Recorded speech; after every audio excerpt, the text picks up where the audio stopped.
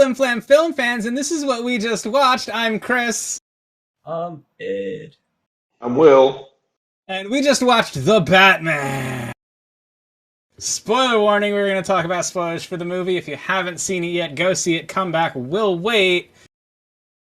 But we just watched The Batman, and this is what we just watched. So let's talk about The Batman. This is what? The Batman. This is what we just watched. This is the Flim Flam Film Fans. Okay. All right. Yes. Okay. This is not your other podcast. I know, Will, you're on all those other podcasts. Yeah. I didn't want to get you confused. It's just It's in high demand. Listen, what I do doing the Silence of the Lambs dance in front of my webcam is my business, and no one else's except for my subscribers. Yes. Speaking of which, make sure you like and subscribe to this video so that you can get more of the Flim Flam Film Fans and what we just watched. Hit the bell, get the notifications for all of the videos. But let's talk about The Batman. So this movie just came out. It is the first Batman solo movie we've gotten since Christopher Nolan, right? Bale. And Christian Bale. Like I was trying to think if Batfleck got his own, but he didn't get his own. He did not. Which honestly I was really looking forward to. But that's okay. So let's talk about this movie. Let's talk about what happens in this movie, what this movie is about, and what happens. So, Ed, you want to give me like a quick breakdown? Will, you want to give me a quick breakdown? I'll try. Okay, so this is essentially Batman Year 2, which I think may be a premise in the comics. Oh, Year 1 definitely was. It's also a mix slightly of the Long Halloween, or they take elements of it at least. But Batman Year 2, still learning the ropes. He has to solve a mysterious murder by some Riddler, I guess. But some masked criminal that is taking out some of Gotham's most notorious politicians and heavy hitters of Gotham. And he teams up with Jim Gordon to solve these crimes. Hopefully enough time to save the day. Essentially, what it is I guess a primary focus on Batman being the world's greatest detective, which is really the first time we see this on film. I think, yeah, as far as greatest detective, there were, some missed points for a detective to have missed, but yeah, I think this is an opportunity for people to see Batman, the character, really do a big investigation kind of thing. It's a little bit there's some like Da Vinci Code-esque moments where, like, with the Riddler's riddles he's trying to solve. Is it fair to say this is just riddles, man? It'll be just Da Vinci Code-esque riddles. I mean, it's like they're like. Well, yeah. I mean, there's another movie that was also, there were a lot of Da Vinci Code things happening. Was it the Da Vinci Code? No. It was the movie Uncharted, which came out not too long ago. That had a lot of... the riddles include, they don't have to be Da Vinci Code-esque, okay? Vinci well, they were include. This is the first time we see Batman like primarily being a detective in his movies. Exactly. There's been hints to it ever since Keaton's '89 Batman. There were hints to it, very, very minor hints to it in Nolan's Batman. This is the first time that this is at the forefront, which is a major change for on-screen Batman. Again, Year 2, which I think is a big thing I had to keep reminding myself while watching this movie, and we'll get to that later. But there were certain moments where I'm like, why would, oh yeah, that's right, Year 2. Did I miss anything? I'm sure I did. Did I miss anything else plot-wise about this movie? No, I think covered. We're getting a quick point before we dive in. So I think he was just a good summary, and we can dive in. I guess we'll dive in. So let's dive in more. Let's talk about the Long Halloween. So I know there were some aspects of character moments that were pulled out of the Long Halloween. But like for me, the only real Long Halloween reference, other than like the character backstories, was that the first murder occurs on Halloween, and I was like, okay, that was kind of like the first moment that it might have some Long Halloween aspects to it. But other than that, I didn't really see a lot of Just what. certain elements, obviously, Halloween being. I don't think Halloween played a major part in the importance of this story, but just the utilization of that particular date for, I guess, the first kill. Our first, I believe, introduction to Carmine Falcone. I don't remember who was in Batman Begins. Was that Maroni or Falcone? I believe it was Falcone. Okay. So I'm way off on that base. Actually, they were But both there, right? I think they were both in that. I think Roberts played Maroni. Roberts played Maroni, but that was the second movie. Falcone was in the first. Okay. Mm-hmm. Yeah. And yeah, I did. It will add that I had touches. I don't know why, but it feel like I also haven't read in a while. Like it felt like Hush to me too, a little bit. I think just the rain and like there's just the overall feeling. They of literally the story mentioned gave me Hush. They said Hush. It was mentioned by a character later in the movie, which I'm like, oh, this is interesting. Yes, I did. I did hear that Hush too, and I was like, "Ooh, is this a Hush thing? Is it going to be like a Hush moment?" But it was not. So can we speak about world of this Batman then? Since yeah, I let's talk think Bill about just brought up the environment. What was your guys' take on like this Gotham? I thought it was that Hush Gotham that that Frank Miller Gotham that that's the Gotham that I'm leaning to. That year one, year two as well. Feeling. You're asking if we liked it, yeah. It's supposed to be. This is kind of what brings Batman out, just rampant crime and corruption. I mean, it was very dark. This Gotham, they spent a lot of time at Gotham Square Garden, Madison Square Gotham. Let me ask you guys: this was not filmed. This was not filmed in New York City, right? Because it looked like New York City to me. It did not look like New York City. It looked like a cross between like Chicago and New York City and maybe Toronto. I don't know what other cities. You're just saying cities now. Yeah, it just looked like a mishmash of a bunch of cities, really. To me, if you had told me it was filmed like in parts of the Bronx and Manhattan, I totally would have believed it. I don't think it was, but I was... The aerial shots, definitely. I'll only say this much because I did read a lot of or watch like a lot of non-spoiler reviews, and like, man, Gotham looks so gritty and disgusting. I'm like, geez, man, that's New York City. What are you talking about? So, that's what it's supposed to look like. Yeah. Yeah. But I'd say I guess I never noticed how like each Batman movie, they all have their own interpretation of Gotham. Like it's the same city, but they all have their own feel to it, which that's pretty cool. You go back to the Keaton Art Deco. Thank you. Yes, which they also used in the animated series. The Nolan movies obviously did look very much like Chicago, and this one definitely they jump around like Chicago, Pittsburgh, New York. They jump around. It definitely. You're just naming cities now. No, but I'm actually giving you cities that they filmed in for the Nolan ones, not just making them up, Christopher. Like, who's ever heard of a Toronto? It's definitely a dark world.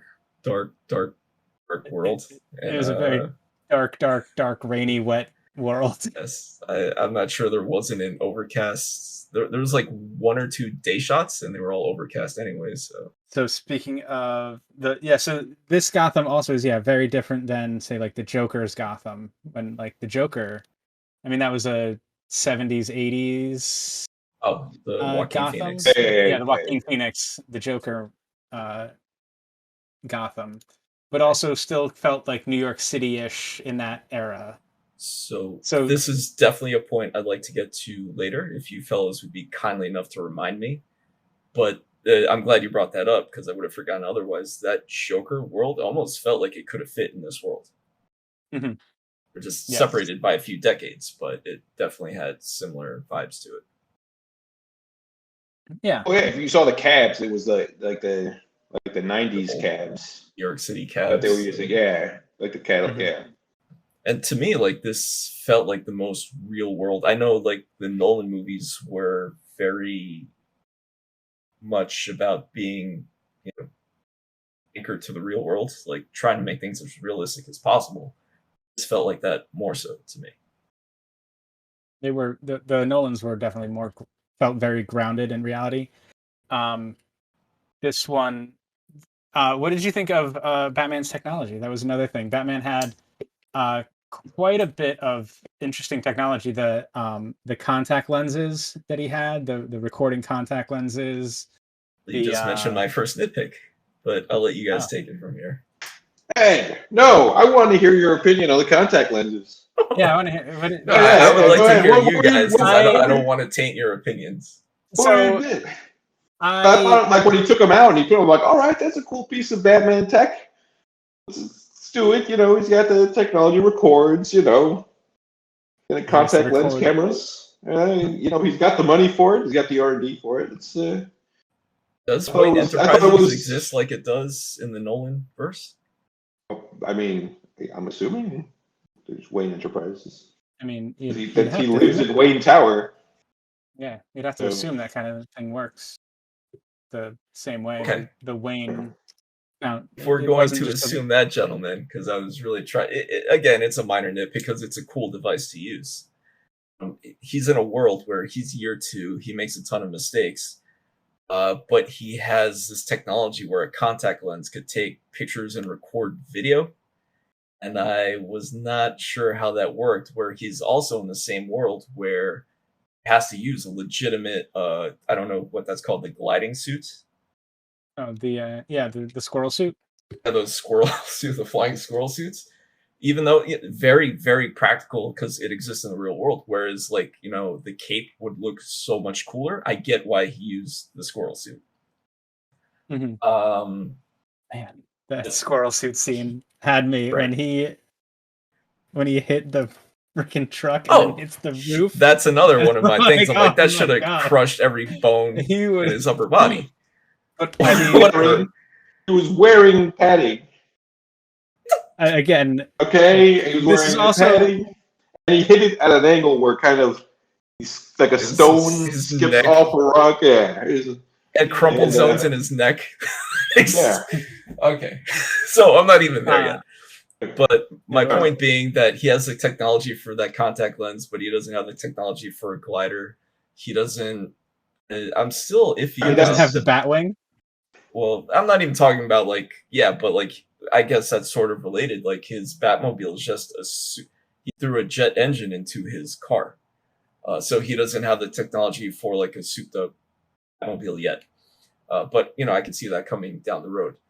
I think my other minor nitpick about the technology is later in the movie, he has to get infiltrate the Joker Club. What is that? The Glacier? I'm sorry, the Penguin Club? Yeah. 44 Iceberg. Right. The Iceberg. Where he 44 has below to... was the 44 below is the club within the club. Pay attention. Ed's getting there. So when he's trying to infiltrate the club to prevent Selina from assassinating Falcone, he has to break into the club to cut the power with a saw. Whereas I guess EMP technology doesn't exist in that world, yet the contact technology does. Maybe he didn't Well, want to cut EMP the power his- to the whole block. Maybe he just wanted to cut the power to that building. Yeah, he Okay, didn't want to but EMP his eye cameras. Yes. What He does he had need to the cut eye camera too. for if he's just going for, you know, mission to save Selina, aka stop an assassination? Is my like he couldn't have cut the power from outside of the building instead of carrying a still freaking records. saw into the building? He still records everything. You know, did you take? He records Okay, everything he so- does. He records everything he does. All right, awesome. So he can't take the saw and cut the power from outside the building, or disable the power going into the building from outside somewhere. Do you work for Con Ed? Do you understand how this works? 'Cause I I don't. don't know how the contact So then, lens technology There's works, how that's recorded on a device, but I'm allowed to let that go. this But I'm is like, him cutting the powers, like, really? He can't haven't just do that? maybe couldn't. Maybe listen. they Haven't you had to. seen Die Hard? They had to cut the power to the whole block, and then Nakatomi Plaza, they were able to get through. The FBI guys had to cut the power. It took out the Yeah. whole block. So my Can't just point do that. being, that was a minor quibble that I had with the technology, where it didn't seem balanced. Where there is EMP technology, or the power to cut, or the ability to cut power to a building without getting inside and using an actual saw. Other than that, it was very grounded. Still iffy about if he had a batarang or not, like that chess piece, which I guess we could get into later. But he didn't have smoke pellets, which I thought should have been a very easy thing to have, which he definitely needed at the climax of the movie. So a lot of things that were missing that were a little confusing. That I He's don't still think would have learning. been. He's still learning. He's still Yeah, learning. he's still learning. I mean, So I get that, and I what? use that as an excuse for a lot of moments in this movie, but just the balance of the equipment wasn't there. I like the practicality of it, but it's like, all right, you're gonna jump the shark to have this contact lens, but you don't have smoke pellets. That's not a massive learning curve technology there. So let's go over some more. He's just learning moments. Mhm. What did you guys think of the car chase? Car chase was super dope. Oh, that was super dope and awesome. Where he's driving around, blowing up cars, destroying civilian vehicles left and right on the car because he's chasing He down was one destroying guy. trucks to be clear. Trucks He was that pulling aren't. They don't. a Ben There's no Affleck Batman there, drivers. by the way. There's no drivers in those trucks. It's fine. Wasn't Penguin really doing the destroying, Mm, hitting of stuff and whatnot He to was get cutting away? people off. Like technically, he did Yeah. cause like all those crashes. The the explosions, I'm not sure about. explosion when I mean, I don't know if I can give Batman a pass on this one where he's chasing one dude in a car. You know, like LA, they needed to like stop making cops do high speed chases because it was more dangerous. They were like, just back off, and we'll get them when they stop. We'll just have the helicopter file them. uh, So in this movie, they Again, just certain decided to things. spend 15 minutes chasing Penguin, causing tons of accidents on the road. Oh, to be fair, To be fair. um, I think that action sequence was fairly short, which is a part of a point about saying about this movie I wanted to make. I don't think there was any particular action sequence from like the first punch being thrown to the end of the fight or whatever, or like the chase that lasted more than a couple minutes. Like I don't think there was like an overly long, explicit action sequence that took minutes long, or so. The car chase was the only one for me in particular that felt a little bit longer because of all of the explosions. And I was like, Batman is just blowing up a bunch of people right now. I mean, there were a lot of explosions that were concerning. Believe definitely, like that crossed my mind. But the sequence itself was cool. Yes. I would have liked maybe a slightly better establishing shot because it was a little confusing to just, maybe just to, see like a wide shot of like the chase instead of, we're pretty much seeing like the first car view, like a bumper view most of the time, which is still cool. But I enjoyed it. I love the Batmobile. Like, I don't need to know that, yes, that car would have crumpled up anyways because most of the weight is in the rear. And chase worked. I thought it was cool. I liked the way it was shot. Another he's just learning moment for me at the very end of the movie when he finds all the guys at the Madison Gotham Square Garden. And they're all up on the rafters, and his way of getting in with all of the people below is to break all of the glass above them and have that come shattering down onto the crowd of people, just Fair so he can critique. get to the gunman. Fear is Let a me just- tool. Fear is a tool, and what he was doing was making them scared. Fear is a tool. And all of the people on the bottom floor were now We're getting sliced and getting diced. sliced from Speaking falling shards of glass. of the Well, flooding, they were supposed to move from that area anyway, so that that's on them. speaking of the flooding in that final scene, I guess another story that sort of borrows from, and I was kind of wondering if they were going to go further with this in the sequel, was The first season of Arrow. Not exactly. Right? I was thinking more of Batman No Man's Land, where Gotham is like a quarantined zone that the government won't come into, which also they did kind of use in Dark Knight Rises a bit, but I don't know, just reminded me of that. Like it just seemed like Gotham wasn't going to get out of that flood anytime soon. They also use that plot point in Batman Arkham City, the video game. Okay, yeah, I mean it's somewhat similar. Like in Batman No Man's Land, it is like Gotham's essentially destroyed. I forget like what happens. It looks almost bombed out, and the city is shut off. Wasn't it an EMP blast? I'm not sure. I don't recall. All the stuff with the Riddler. How did you feel about how the Riddler's moments, kind of his story arc of the opening scene of this movie? I thought was phenomenal. Way they introduced the Riddler. I had heard that this has very heavy Fincher 7 vibes and Zodiac vibes, and that opening scene where you don't even see the Riddler standing behind the governor, was it? Or mayor. And then the mayor moves and like the TV shuts off and then he just appears on screen standing right behind him. I'm like, holy cow. That is awesome. I love that sequence, and then it leads directly. We're just focusing on the Riddler, but I also love the intro sequence of Batman in the movie, where you see these crimes happening, and you hear the Batman doing his little speech narration. His narration, where he's like, "I can't be everywhere at once," but as soon as the bat signal goes up, if they see a shadow, they're shitting their pants, which I thought was amazing.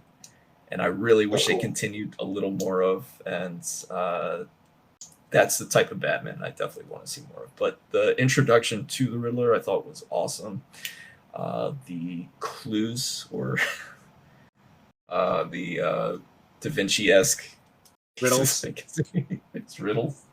They're ciphers and riddles. They don't have to be Da Vinci-esque. Correct. They are ciphers and riddles. I thought that element was amazing. I love that. I wanted to see a little more of the opening scene with the Riddler sprinkled throughout the movie. I believe the police commissioner is sort of killed off screen. There's like a video recording that they show. Mm-hmm. But he's killed off screen. There is... who else was another target of the Riddler? DA? Police issue, DA. Oh yeah, the DA. Bruce Wayne. That was a good kill with the crashing him into the memorial service, making him kind of sit there. That one where he like kind of just sat there with the phone ringing. I'm like, how long did that phone just keep ringing? He turned off the voice. Did he have to hang up, call back again? You have to keep redialing. Yeah. Keep redialing. Yeah. Did you guys have any other issues with that scene at all? I think. Wait, with what scene? Where he drove up into the church? The church scene, yeah. The bomb. I mean, the fact that Batman survived that bomb being, why was he standing face to face with this gentleman while he's staring at the counter go to 0? Yeah. And that was a pretty large explosion. We imagine that guy's head was taken off, his upper body completely incinerated. Batman he's fine. He put up his block. He wasn't fine. He got knocked out. He probably got CTE now. He wasn't fine. He was unconscious. He was taken He into was the. unconscious. And he Well, didn't he's take taken to the But police station. All right, I guess explosions don't work like they do in the real world here. They do, No. but Much, where much he like was standing, it pushed him away. Whatever. Like, it Whatever. wasn't around the neck where it went out and So exploded. you guys are totally cool with an explosion not liquefying his insides as he's standing right there. I mean, no. I'm just saying this because technically, I see your blood starting to boil a little bit with it. So, well, it's weird because those two scenes are like, aside from the technology, those were like the quibbles I had with this movie was the explosion where I'm like, Batman could have been standing across the room from this dude asking him the question. He didn't need to be right there and not disassembling the bomb, which led to him waking up at Gotham PD and unconscious for we don't know how long enough for them to transport him there. Long enough to where they don't disarm him in any way. They don't remove his belt, his toys. They don't take off his cowl. And he's not handcuffed in any sense. Gordon was there just to like. Yeah, Gordon was not knock him letting off, that stop him happen. from there. He wasn't letting that happen. Gordon doesn't have that pull. He's not the commissioner. Meanwhile, everyone on the force hates him, including the acting commissioner at that point. Thinks he has something to do with the murder. He was the chief, not the commissioner. Oh, well, all right. Sorry. That was a major. I know. flub. Sorry. Point being, Gordon is not the one in charge, and they do nothing to disarm him, nothing to see who he is. That to me kind of really that was like a huge sticking point for me. They were really they were discussing taking the cowl off when he does finally wake up. They were like, let's take after he wakes up, right? Well, it's not that all of them wanted to take his, not all of them wanted to take his cowl off, and not all of them wanted. So they were probably in fight. They're like, let's get him to the police station, and then we'll figure out what to do with him. Did they show anyone supporting the Batman other than Gordon? The Martinez guy at the end told him what the carpet stuff was. That was later in the movie when he had a change of heart when he saw what Batman's intentions were. That wasn't at that point in the movie. In fact, he was giving Batman lip at the crime scene that he was investigating. I wanted to bring up Martinez because I thought his character was great because he hated the Batman. He's like, this guy's here, and then then Bruce Wayne shows up at the memorial service, and he's like, hey, Bruce Wayne, oh my God, how are you doing? Like, oh my God, I love you. And I'm like, this, and Bruce is like this fucking guy. Like every other time I meet him. He's a huge Bruce Wayne fanboy, but he can't stand Batman. So that's great. Are they setting that guy up to be in there's supposed to be like a GCPD show and like a Penguin show? I don't know if he's supposed to be in those because they felt like they gave him a lot of screen time for like a background character. If there's maybe I would set him up for that. I don't recognize the actor at all. Guy. So, how did you guys feel about this iteration of the Riddler? I liked him up until he demasked. Which was pretty much not until the end of the movie, correct? Yeah. Like again, at the very beginning, like you were talking about, like when he's just like taking people out, putting his riddles out there, leaving his videos. I really dug him like that. And then when he started rambling on a bit, and it pulled off a little bit. But overall, I did it I think they did a good Riddler. He is what he's supposed to be, little plays puzzles, teases people along, makes himself feel superior intellectually, etc. What about you, Chris? I thought this was an interesting take on the character. I mean, the only other Riddler we've had in a movie or on screen, they've always been that goofy green question mark suit. Frank Gorshin, Jim Carrey. Yeah, that kind of thing where they're just asking silly little riddles but this was a really good take on the character. He didn't the mask thing was a little bit jarring for me for the Riddler because again, also when you think of the Riddler, you think of the green suit with all the question marks, and it's like, oh, this guy's wearing a combat mask. What I imagine the Zodiac killer would look like, kind of, Yeah, if he were, that kind you of know. like a weird serial killer vibe. So there's But yeah, I thought it was a great take on the character because he was, and then like even the animated series where he was a toy maker and like was I think he was video an accountant game. or something. Yeah, it was an accountant. I think And you're this thinking of was the. this. I think you're thinking of the toy maker. No, I was thinking of like the It was a toy maker, animated but that was, series. yeah. Yeah, he made like a puzzle games or something, and then he Oh, got you're went right. crazy. That was the puzzle. I was thinking about the time guy, Oh, you're thinking of the Clock King? the Clock King. Yes, Yes. Yeah. Well, yes. he The was. No, this Riddler He was did guy. design that weird maze with this Yeah. the Minotaur. clock. The Clock King was a lawyer. Okay. But yeah, so this Riddler, like he wasn't like the puzzle guy. This guy was an accountant, and he was looking into this stuff, and he found and uh, saw all of this corruption in the accounting that he was doing. So then he wanted to expose it, but the only way he could expose it was through opening people's eyes to it by giving them these riddles where they could solve or see the corruption themselves, find the solution themselves. He didn't want to just tell people that, hey, the mayor is corrupt, because no one would believe it. He had to give people the clues. I don't know how Well, deep you guys want to go in this. He did want to tell people, but he just wanted to fuck with the detectives searching for him and Batman. My interpretation was kind of how, I guess, how we sort of see in one of the thugs, the Riddler guys, at the end, is he too was also consumed with vengeance, much like Bruce Wayne. So I could literally go into an hours long discussion about the character of the Riddler in this movie. Yeah.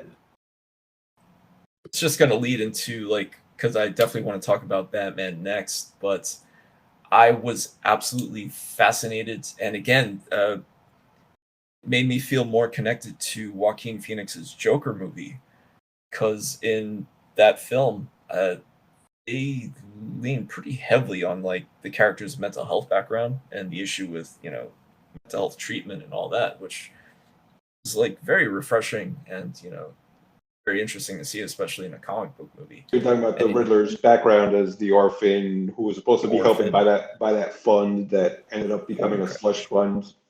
Right. And essentially we see what happens to the orphanage, and he tells that story of like every winter a baby dies because it's so cold. I'm like, whoa, because that happens. I mean, it's sad to think about, but it happens, and that hit me like a ton of bricks, because that felt like very real world, and again connected to the Joker in that element. I guess before I connect to that, did you guys have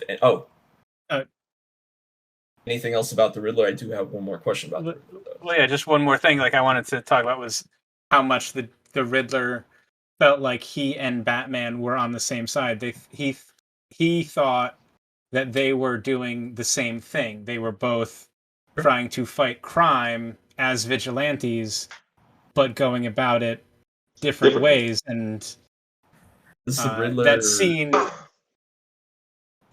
the scene at the end or near the end when he's caught and he's in prison and he's like, Bruce Wayne.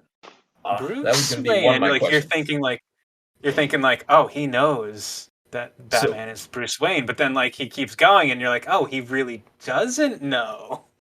I thought so what is your opinion? Does he or doesn't he know? He does not. I don't think he does not know, because because the bomb that went to the Batman and was meant to kill Bruce. Yeah. He didn't like. That was also a moment where I was like, oh, he knows, because he sent the letter that said to the Batman to Bruce, thinking that he knew that Bruce is the Batman. That's why he sent but he puts that letter with all of his victims. So he sent it right, fireproof to blow up Bruce Wayne and have Batman find it. Yeah. And then at the end, he was saying it because Bruce is the one that got away. He got every target he wanted except for Bruce Wayne.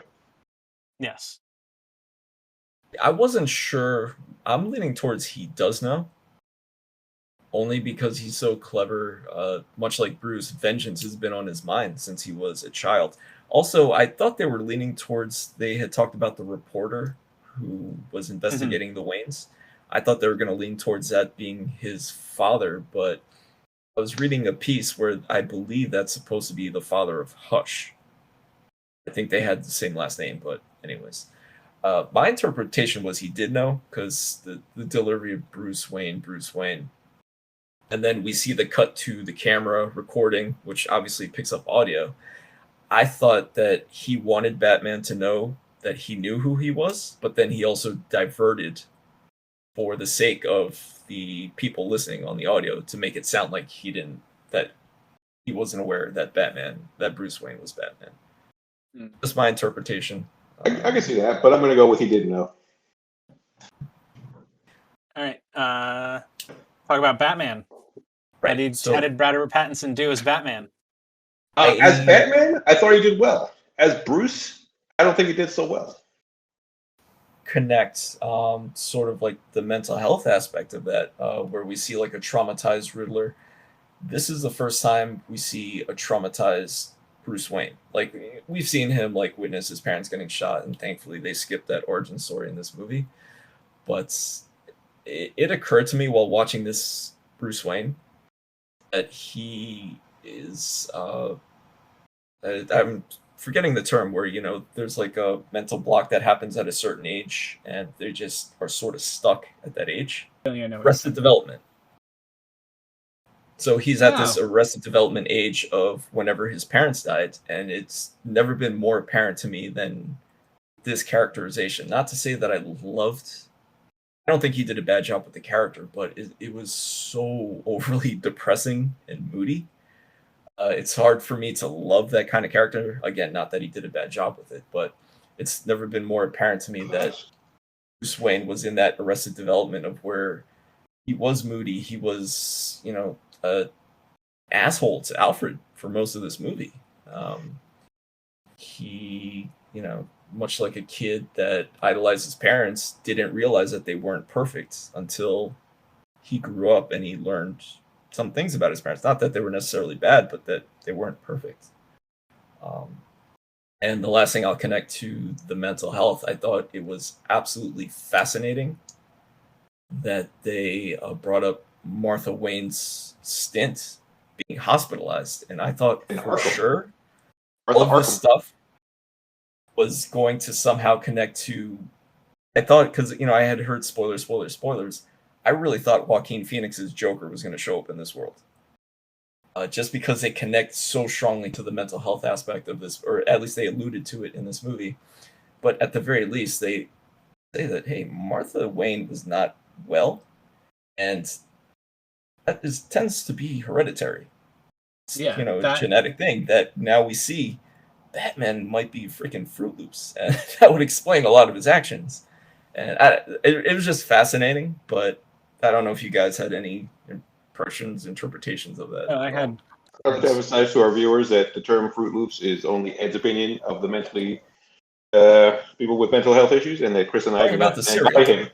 Not stand by him in this offensive terms. All right, go ahead, Chris. No, yeah, I thought it was a very interesting aspect. That it was one that I had never seen. I don't know if it's ever been touched on in the comics. The idea that Martha Wayne, or I didn't even know that. I was surprised that they brought up the name Arkham. I didn't That she was in know if Arkham. I didn't that's know she that was she in was in Arkham. Arkham. I didn't She know might that not be. there was this. They were the Arkhams and the Waynes were like the two families. Like you always hear Arkham Asylum is the in the Batman comics. So it never really occurred to me where the name Arkham came from, or even that was related. But yeah, to see that they touched on her mental health, and it kind of gives you, if you kind of know things about that kind of thing, that maybe Bruce has like a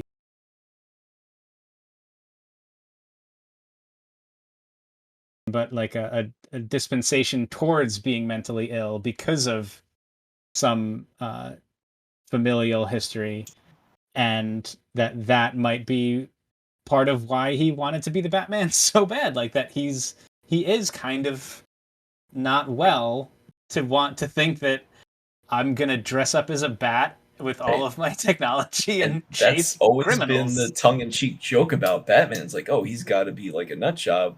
Who's gonna dress up in a bat suit and like punch guys till they're And unconscious? And and now they now kind of give you this give you little crumb. It's like, oh boy.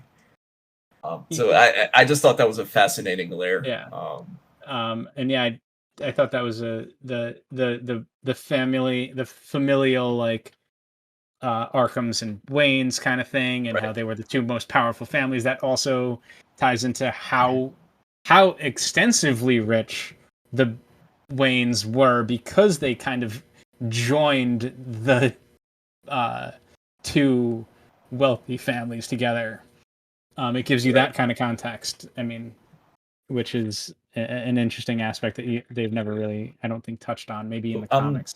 not super familiar with the Arkhams. I think they've been mentioned since the 70s, but when I grew up reading the comics, I don't think I ever saw the Arkhams mentioned till maybe the mid to late 90s. So again, I'm Right. not super familiar, but it's nice that this movie at least establishes like two old school, old fortune families of Gotham that were the Waynes and Arkham, and that they're somehow united. And there's no way that you can have old money without some sort of corruption. So this movie definitely plants seeds for like such a deep Batman, I guess, universe, like whatever Mhm. DC verse this is, but the potential is there for like so many great stories, which I don't know that any previous Batman movies have done before. But Mhm. whatever, like Yeah, obviously they're Nolan never wanted to continue past the trilogy and the other ones, whatever. do you want to We talk about talked about Bruce Wayne. We didn't talk about Batman. Yeah. What about Batman? I mean, we talked a little bit about how this was very year one. He was very He loved getting or shot. year I'm telling two. you, he loved getting shot. He loved taking bullets, testing that armor. So He I will really say did I'm love. happy that the armor was upgraded from the Bale armor of anything but a straight shot. That he could actually move. Yes, Affleck was pretty dope too, but Mhm. I did like the suit. How it did, like the first. You don't even see Batman. You hear him. You hear his boots like, walking through puddles and on the concrete. And I'm like, oh, and he's just wearing And like regular military boots, and it looks like just like a put together costume, but obviously it has state of the art bullet protection. But I liked how his cowl, you could see like scratch marks in it, and like Yeah, it's been all they beaten got up. more and more through the film, I yeah. Kept think. on getting more bullet ricochets because he kept How getting they never shot. He kept getting shot in the head. never once tried to hide the eye makeup that he wears underneath, because that's part of his process. That he had the boxer's tape underneath his gloves. I'm like, oh my god, like all these brilliant details. The He has to use I a like saw the to cook the power, but uh whatever. his like the bracers, the like gauntlets he had that had like all those like I didn't I know don't what know they what they were. I'm like, are were. those small arrows like on his wrist? I Like wasn't I sure if they don't. were just like, I wasn't sure if it was there to as like a blocker, but also I wasn't sure if they were part of his grappling Right. hooks, Yeah, I because don't like he know. would stick his Yeah, hand out and like it was just grappling hooks were ready. So I Right. wasn't sure if that was part of that too, but like I love those because usually you see like the wings that kind of come off it.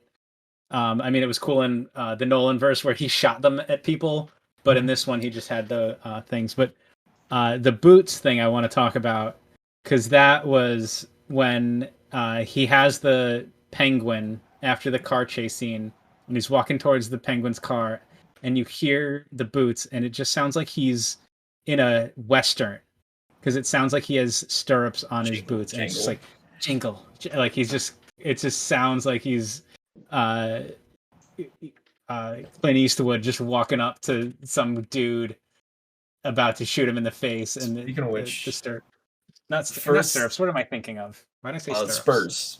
Spurs. That's what it sounded like. Spurs on his So boots.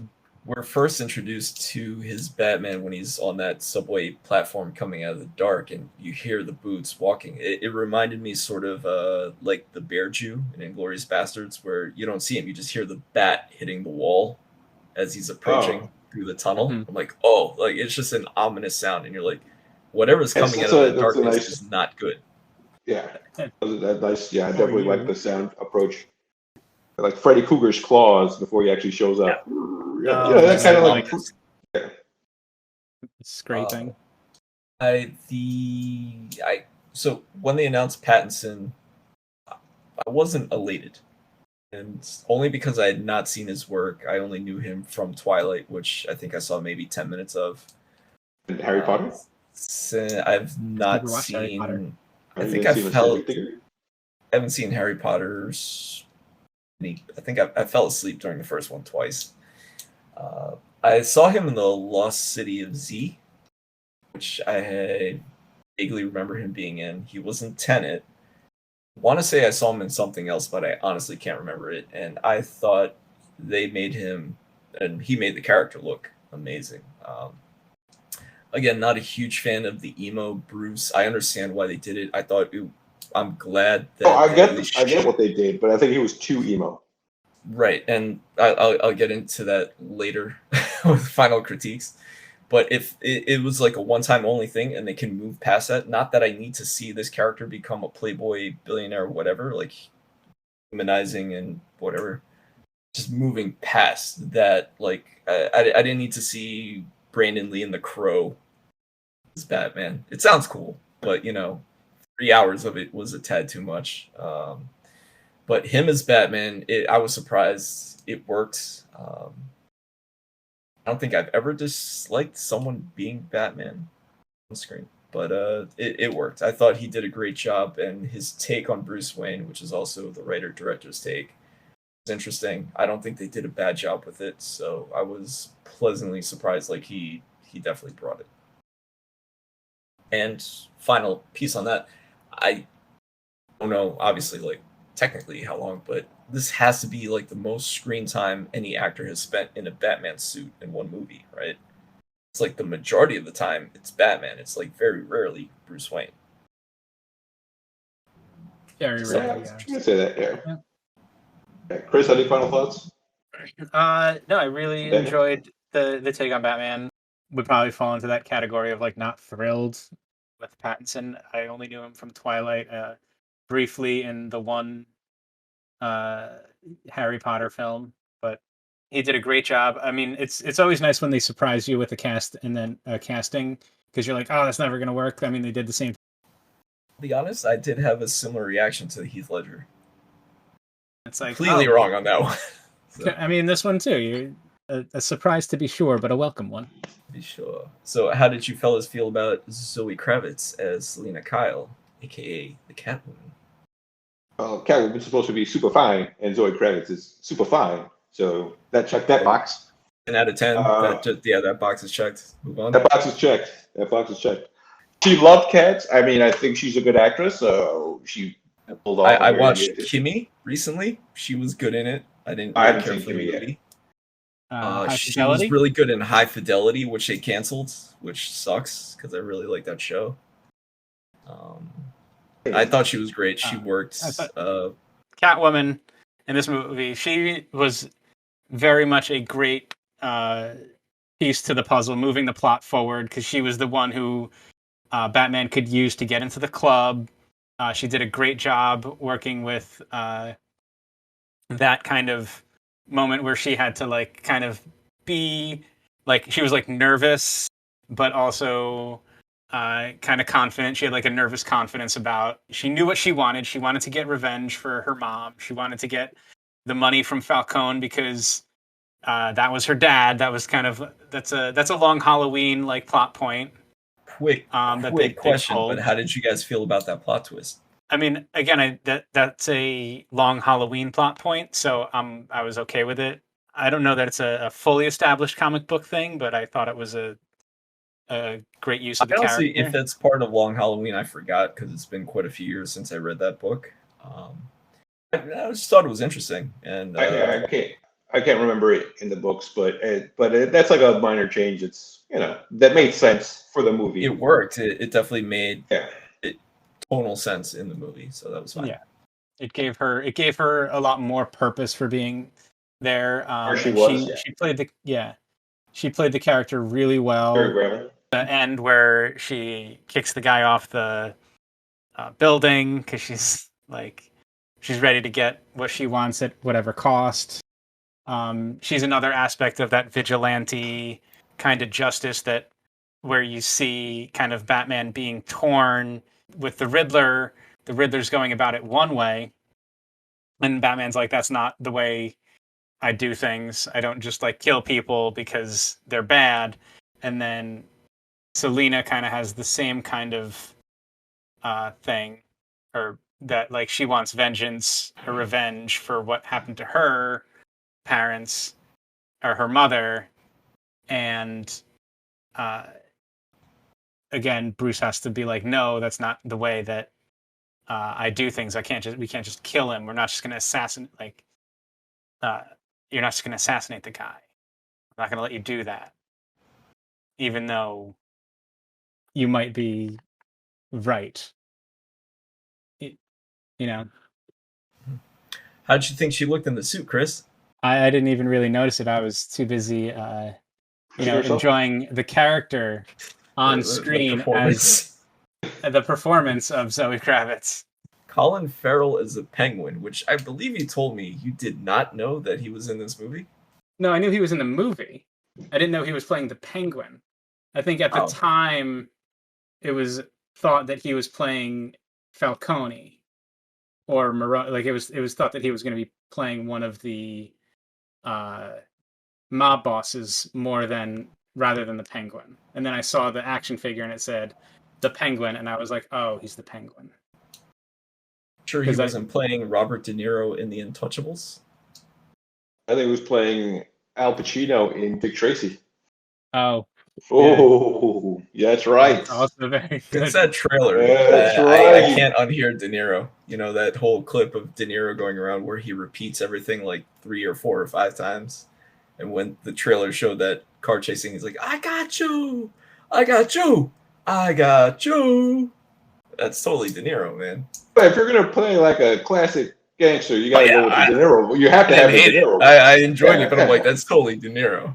Yeah, no, he did great. I mean, the makeup, obviously, makeup was great. Fantastic.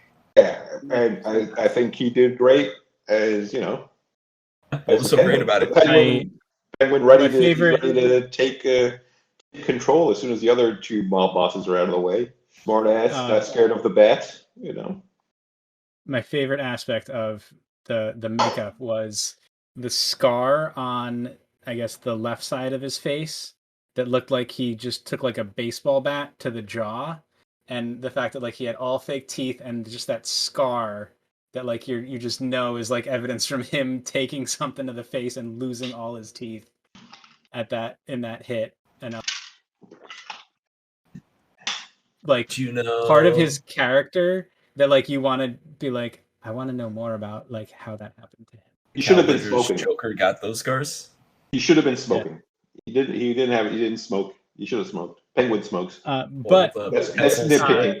I did like when Selina was stealing from them outside and it was raining. Did you notice all of the umbrellas? Yeah, because he's the Penguin. Get it? The henchman had the umbrellas. Nah, I missed that. Though I thought it was funny in the interrogation scene with after the car chase with him, Batman, and Gordon, where his feet were shackled. Yes. He was kind of waddling around like a penguin. Yeah. Yeah. That's what I and he also gave them a Spanish lesson, which was also interesting. That was definitely. I was definitely like. I'm like, that's definitely intentional. They're like, just waddle like a penguin with your feet tied together. I'm like, that's intentional. Very, very quick. Speaking of the Spanish lesson, did anyone go to rataalada.com? All right, so I went to the site yesterday. It wouldn't load. It loaded up 19%. I went today. It was at like 29-30%. So I feel like it's leading to something. It's leading to something. It's leading to something. but yeah, but there's also like a download thing, and there's like a picture with a cipher on it. But anyway, that's enough of that. Carmine Falcone, played by On Jesus Turturro. Turturro, Yep. yes. But he was great in the role. I really Turturro's just a wish great actor, and Yeah. he's especially if you put him as a mob boss, he's just good at it. I just wish he stuck around for more. I was definitely intrigued by his characterization. That reminded me more closely of what the character was in Long Halloween, with the appearance and the act and all that. Yeah, I don't have much to say. I don't know if you guys want to add anything about him. Not really. I mean, he was kind of a surprise character, but I think I didn't learn until like the day before when I started watching some non-spoiler reviews. And I had no idea he was in the movie, so maybe I should have avoided those reviews. Jeffrey Wright as James Gordon. Fantastic. I love this iteration of James Gordon. To actually see more of his cop work, and him working side by side with Batman, I thought actually like walking through the car with the bat and showing that trust relationship that he doesn't have with any other cop who's willing to take a punch to the face to help him escape. Yes, I'm on board with you guys. I mean, this is also like early Jim Gordon when he is new to the city, so that's also why I think people aren't trusting of him, right? That's why probably. Oh, that's a possibility. But he's also the one guy who's not taking bribes, and that word gets around. There were a bunch. There were a bunch at the end. Dozens of them. Literally dozens. Andy Serkis is Alfred. I love me some Gollum. Surprisingly, very little of Alfred in this movie, which was fine because I thought he was, again, great. It's kind of hard because you're coming off the Nolan movies, which the casting was stupendous and they're like elite level actors, and now these guys sort of have to follow that, so that's a little tough. But they're also great actors in their own respect. But Andy Serkis, fresh off of directing Venom versus Carnage, so I'm glad he's back to acting.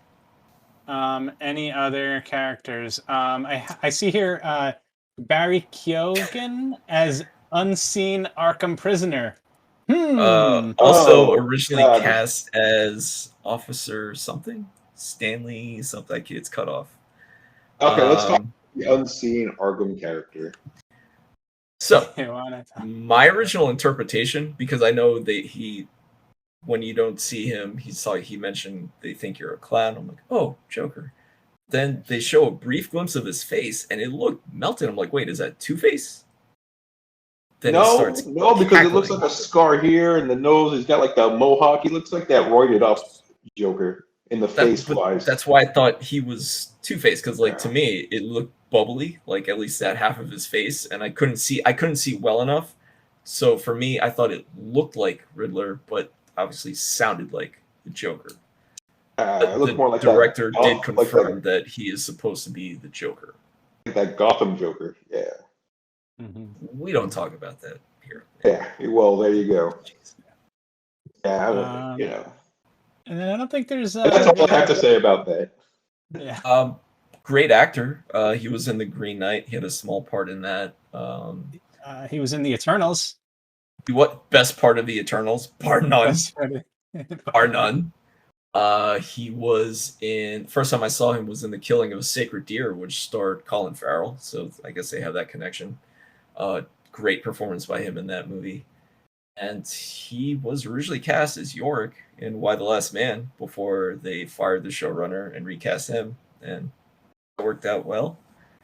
So he's a young actor I'm really excited about. I don't know he'd be my first pick for Joker, but whatever, I'm down for that. Yeah, I hope they really just threw us for a swerve with that, because I can go with. I'm not a fan of that looking of the Joker, that fake-looking mask face. Barry Keoghan, whatever. I'm okay with that.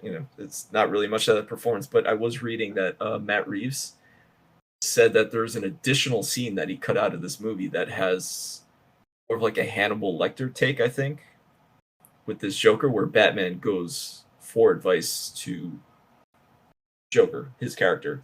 So he's caught him already. So they've already met. That is the implication, but Okay. again, it was like So that would very be pretty briefly cool. mentioned that he will eventually release a scene, possibly in like a extra scene cut or something like that, Steel book Blu-ray release. which I will order many copies of. Yes, and we'll have 8 of them. I Batman. would like to, if we could touch upon the technical aspects, which I think Alright. will pretty much lead into critiques, good and bad, Yeah. of the movie, and then maybe we could rate our opinion of this movie, maybe of the Batman actors, and then maybe of the Batman movies overall at the end. Okay, let's talk about the technical aspects. What did you think of the technical aspects, everybody? So I wasn't overly impressed with the cinematography throughout the film. There were definitely moments of very good cinematography. I was a little disappointed in how much of the movie was in the dark in the rain. But overall, there were like technically it was a very long movie that I still held my interest. The music was phenomenal. I was loving the Something in the Way throughout the film. The bum bum, like the theme whenever Batman was on. I can't even remember how it went, but like You know got what I'm it. It's talking 4 about. notes. They repeat it It's many like, times at different yeah, speeds. they repeat it many times, and they did it at different speeds with different instruments, like so many times. Like at first, it's like low brass instruments, then it comes in at like some string instruments at another point, and then like the guitar. Like it, I was blown away with the music and aspects. That plus the Ave Maria, like so many good songs. Cinematography, I wasn't like impressed with as much as I was in like other films that were I've seen more recently. That kind of really showed. I was like, wow, this movie had some great cinematography. But this one, it got the job done. But yeah, I was as far as the technical What's your aspects. technical take? Yeah, my technical takes. How about Will? Again, I'm with you on the soundtrack, music. I think it was good, entertaining, fit for the scenes. Yeah, too dark, too rainy. I really did dig like the beginning when he was like watching through the like binoculars, like when he was watching the mayor waiting for his kid to leave. And then that first scene that you touched on earlier, Ed, where he kind of appears when the mayor moves and the TV turns back on. Again, overall good, but like the chasing was really good. The scene where he was fighting and he just kind of stood there and took the bullets, but it was kind of like a strobe light fight with the gunshots. I thought that was really cool. The scene where he's fighting all the Riddlers on the top, I thought that was well shot too. Yep. So I was just looking up, excuse me, the cinematographer real quick, Greg Fraser, which I didn't have a problem with the cinematography at all. I thought it was pretty good, other than the movie being shrouded in darkness continuously, and that's more of I guess, a directorial issue. Well, I guess cinematography as well. They both make that call, but Greg Fraser did movies like Zero Dark Thirty, a lot of Oscar-nominated movies. Dune, he just did that one, so almost completes color spectrum on that one. Opposite wise, and then directed by Matt Reeves. I don't know if you guys are familiar with his work. He did Cloverfield, which, even though it made me nauseous, I really enjoyed. Let Me In, which was a American remake of Let the right one in. and then he did the last 2 Planet of the Apes movies, which I really, really, really enjoyed. So when I heard he got this movie, super psyched just based off those last 2. But I thought the direction. I'm sorry. Go ahead. I was just looking at this Greg Fraser. He also did episodes of The Mandalorian. Yes, those two. So he probably knows his stuff. I like Yeah. the directing. Honestly, I kept hearing people praise the score, and maybe that's what threw me off because those four notes that if you could sing for us again. Dun dun dun dun. I think I don't even remember. Yeah, you pretty much nailed it. I just couldn't unhear that every time they played it, and it sort of took me. Again, it's a minor thing because I did like the songs that they used, but they kept using those same four chords like over and over and over and over, but just like at different speeds sometimes. It wasn't like the most amazing, like whatever. It was fun. I guess if we could talk about technical aspects of the movie. Again, I don't know if this is more of the writing slash directing, since they're both the same person and editor, which obviously the director has major input on. This movie's runtime is an issue for me, and just again, sort of the and you know what? I'm sorry, not so much the runtime, but the pacing of the movie. Uh, I was thinking about this when we watched Spawn not that long ago. How like every scene is like, hey, let's see how fast we could do this take and move on to the next scene. And it's literally like they're speed running through the script. This one is just like settles in every scene, but like that's literally the whole movie. And every scene moves so slowly. And oddly enough, the action scenes are like barely like a couple minutes long, and there's only a handful or so of action scenes in this entire film. So I felt like the pacing of this was just very, very, very slow. And I don't want that to sound like I didn't enjoy the story or the plots. I love the type of direction and the feel they were going for this, but when everything is shrouded in darkness and everything is just pretty much depressing and very emo-y, it's kind of hard to just sit through 3 hours of that.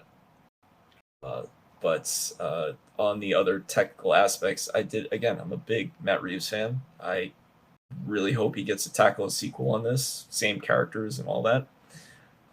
But yeah, I enjoyed it. I would like to see like progression in this world for sure. I guess another minor quibble. I didn't love the climax of this movie, with the Riddler gang on whatever the rafters, and that just felt really tacked on.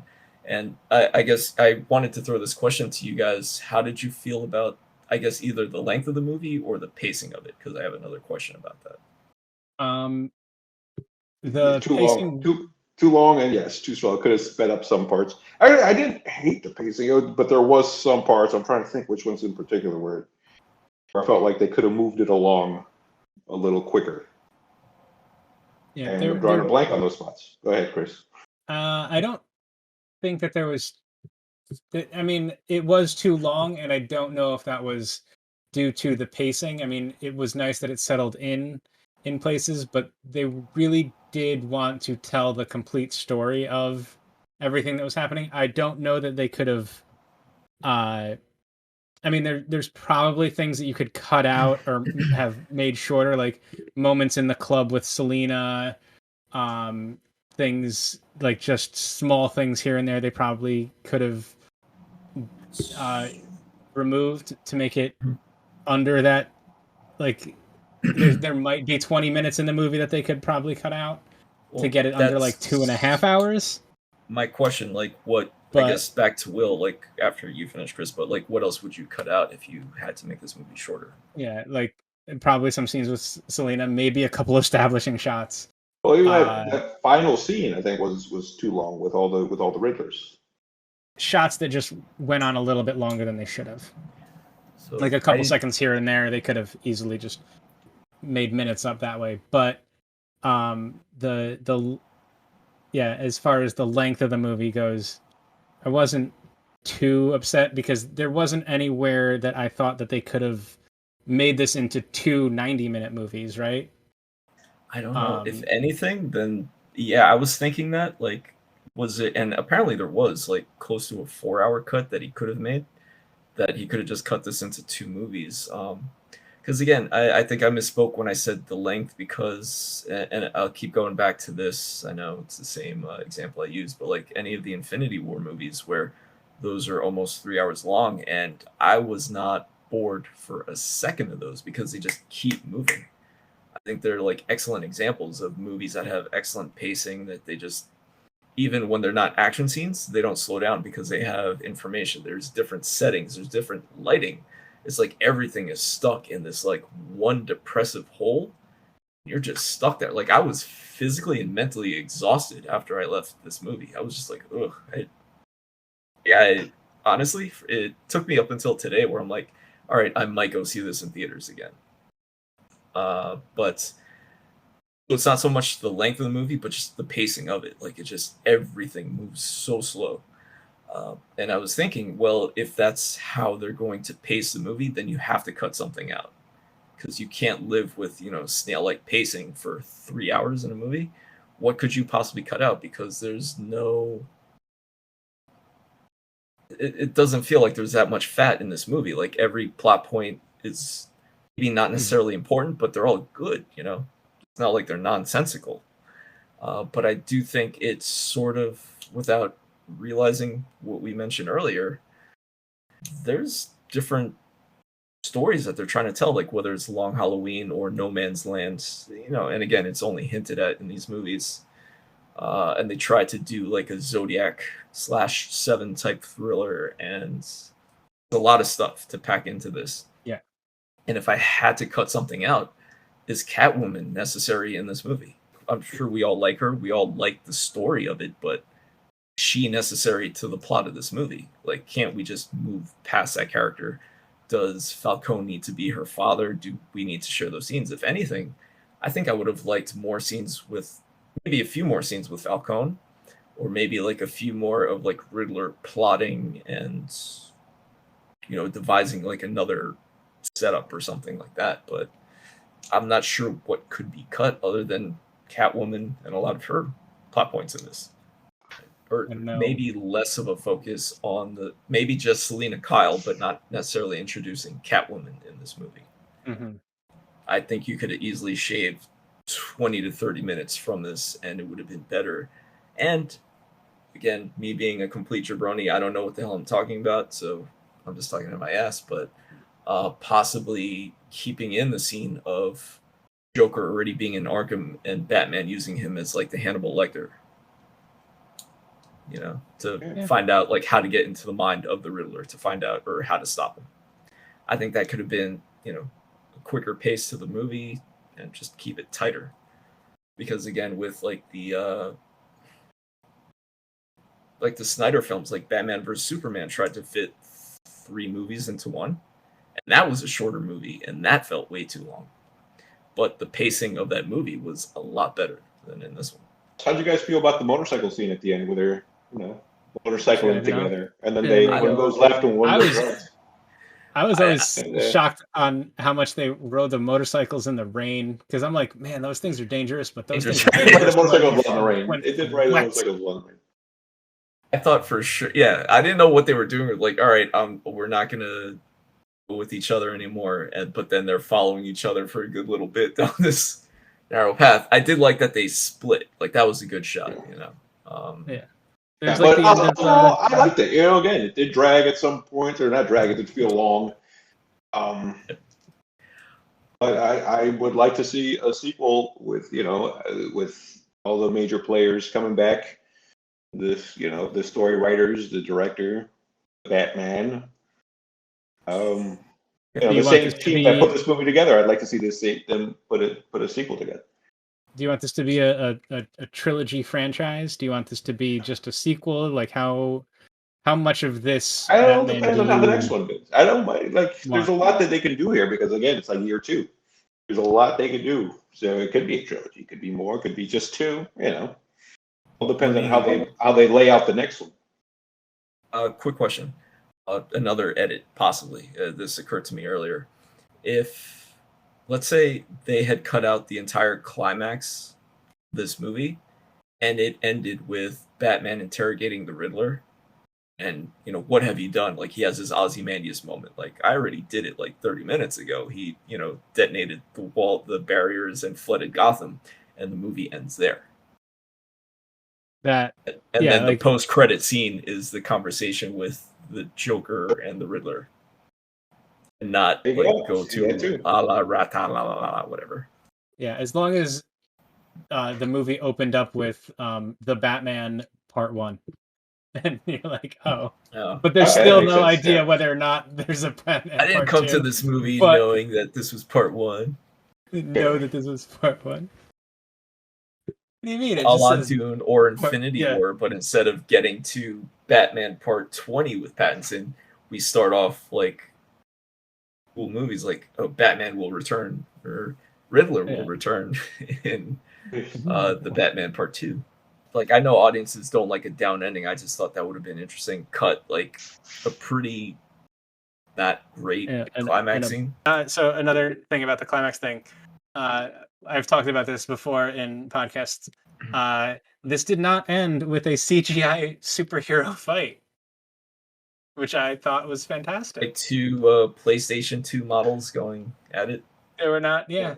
It was not a CGI battle. It was, to me, it looked fine. It just, I didn't care for, you know, to watch Batman getting his ass handed to him by a bunch of like MAGA supporters. So I'm like, you know, I'm good. Again, he didn't have his batarangs, he didn't have smoke pellets, but he happened to have that canister that was right there. And then his way to save the entire, I didn't understand why he had to jump on the cable to cut it to then fall. Like, couldn't he cut it from a higher point from where he was and just let the cable drop? Or yeah, like he cut it. Then you wouldn't have had the dramatic fall. Come on, it all works together. Yeah. Again, he's new at this. He wasn't really thinking. Like, he's never done this before. I've never had to cut a cable. So, what am I doing? Also, super quick. I don't know, because I'm getting the sense this was more of a fan theory than anything. But the rumor was that the bat symbol was the gun that killed his parents, and he cut it in half and formed it into a symbol on his chest. Which, if you look at it, I mean, I guess I could see that, but they never once mentioned that in the movie. And he only takes it off once to cut that wire. Like, he never uses that again. He used it he used it to cut his way into something. He uses it to cut his way into the Riddler's room. But that was also very late in the movie. The Riddler's that's right. When he went apartment. Oh, okay. But it was like really late into the movie. Yeah, it was really late in the movie before he took it out. Wouldn't it just be cooler for him to have moment. Batarangs, and instead of just taking something off his chest, all that, whatever. Whatever, dude. Chekhov's batarang. Yeah. They had to show him using the batarang to cut something so that they could later show him using the batarang to cut something more impressive. Again, he has the contact lens technology, but no technology for ninja stars, at least, or again, smoke pellets. Like, it was cool that he used the canister to hide his presence for like 2 seconds. With the smoke pellets, Ed. It's like you're obsessed with the smoke pellets. That's what Batman uses. Yeah. He's supposed to be shrouded in the dark. He was also really good at making himself disappear without needing those. Like, he was talking to the cops, and then like they turn around and he's gone. It's like, how does he do that?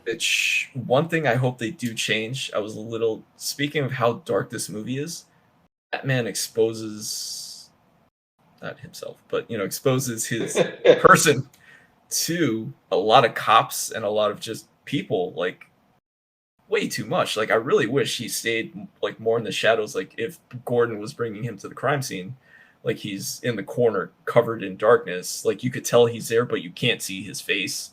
And him saying, listen, I need the room, just clear out. And, you know, you could keep like the CSI person there and maybe another detective. And then he brings him into the room. Like, it really bothered me, the amount of people saw him at GCPD, or the amount of people that saw him at crime scenes, or the amount of people that saw him at the club. Batman, I love the way they introduced him. He's in the darkness, and he only came out to protect somebody. And he should have been shrouded in darkness more so than... It's just like, hey, look, Robert Pattinson.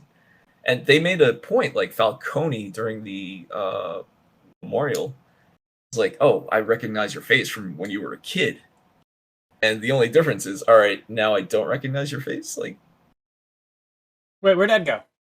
Where'd Ed? Where? exactly, Oh, right? there Right. he is. Guess I was wrong Ready? then. Clark Kent, Superman. Clark Kent, Superman. Clark Kent. Like, Right. Real quick, we'll just do Great. this in order. Gun to your head, off the top of your head, what kind of score out of 10 would you give this movie? Just your first impression, seeing it once. Seven. You've let it marinate for like a day, right? 7 out of 10. What's your score? 8.8. Will. You said 8.8? Yep. Yes. Will. That's more of a very good. I'll go with a 7. Ow. Wow. A 7.5, I think. Oh, Okay. I give it a 7. You give it I a think 7. that's being That's a a little. big. Okay, so I'll just go with my There you go. score. I'm gonna give this a 7.5. I have to see this again. I think the score might go up. It might be one of those movies where I'll just feel more comfortable watching it from home. But again, like I felt like mentally and physically exhausted after watching this. It was a bit of a chore, which is unfortunate because I was really looking forward to this movie. I was super hyped for it. That was surpassed by the new Doctor Strange, so I guess we'll see how that turns out. But right now, 7.5, and that might be a little biased too because I love Batman. Chris, would you put this in your top 3 Batman movies? Right off the Yes. bat, Yeah. Will. Dark Knight. No. This would be bottom 3, but it would be Dark Knight 89 Batman, then this. I think This he would be meant number 2. I think he meant bottom of his top 3. I think he meant it'd be number 3 out of his top 3, right, Chris? Yeah. Yes. So this would be number 3 of my number. top 3. What was your first one? Dark Knight. Okay, then Batman 89. Yep. Will, what would your Then this. top 3 be? 89, Dark Knight, not Dark Knight, Batman Begins. So 89, Batman Begins, and Returns. I don't know that I love so many aspects of Batman Begins. I just really hate a lot of the editing in a lot of Nolan movies. I think I'd have to go Dark Knight, even though that could have ended like a half hour earlier too, but the Ledger performance is just legendary. Out of nostalgia, I have a tough time picking between Batman 89 or Batman Returns. And as a movie as a whole, this might be 3. Even though I gave it a very lukewarm review, just on a technical aspect, it's a phenomenal movie. The script is good. It's just the pacing. One thing I wish they could change the pacing, but I'll put it at a soft 3 right now. Top 3 Batman. Chris, does Pattinson make your top 3 so far? No. I mean, the problem with that is that I put Batman the Animated Series in this category, and Let's go live action. I mean, live action, that only leaves me, but well, I got You Keaton, have Adam West, West, Keaton, Adam Kilmer, West, and Clooney. what's his name? Kilmer, Clooney, and Bill? Affleck. So I put Nolan's Batman in I Bale. can't remember his name. Bale. I put Bale at 3, so I'd go Keaton, West, Bale. Keaton, West, Bale. What about you, Will? Oh man, Keaton and Bale definitely. I don't know, man. I like the Bat flick. I like the Bat flick. I like the Batfleck too, man. You know, I like his I Batman. like the Bat flick. All right. Do you guys want to do a separate list for Bruce Wayne's? Because I think that's a separate character altogether. It is a separate character, but like for me, he would drop Just straight Batman. Okay, straight Batman. Then Straight I would say Bat flick, Keaton, and Bale. 1, 2, 3. Well, in the top 3, no particular order. I have a tough time with Bale's voice. I love Bale as an actor. I was so psyched for him to get cast. The voice though is just I don't know how they went with that. They stuck with it for 3 movies. It's pretty brutal. His Bruce Wayne is fantastic, maybe number one. If I had to rate my Batman, I don't know, like Keaton's pretty iconic in the outfit, even though he can't move. Just the way he looks, just is so badass. I love the Dark Knight Returns comic book Batman, so that's what Affleck was in appearance. I love that. That's probably my favorite Batman outfit, and has bar none the best fight scene of any Batman ever. I think I have to put Affleck number two in terms of live action Batman, and then I really don't like the Bale's Batman outfit, and I don't like his voice. I love Bale, and I love his Bruce Wayne. I might have to put Pattinson number three. Okay. Just as Batman. This is Batman. No, okay. All right. Well, we are coming up to the time where this is going to be as long, if not longer, than the movie, and I don't think our pacing is much better. So this will have to be edited very heavily. Any other final thoughts? We have our Batman lists. We have our thoughts on this whole movie, all the characters. 7.5 from Ed, 7 from Will. Shocking 7 out of Will. Shocking 7 out of Will. 8.8 out of me. Just because I'm a sucker. Let's wrap it up. We are the Flim Flam Film Fans. Thank you so much for listening to us ramble about the Batman. Don't forget to like. Oh yeah, that's a whole nother. Well, wait for Batman Part 2, where we'll talk about more about the Batman. It'll be called Justice. Yeah, it'll be called The Vengeance. We are the Flim Flam Film Fans. Thank you so much for listening to us. Don't forget to like and subscribe if you liked what you heard. Hit the bell button if you want notifications on all the things that we just watched, because we are the Flim Flam Film Fans. Thank you. Good night.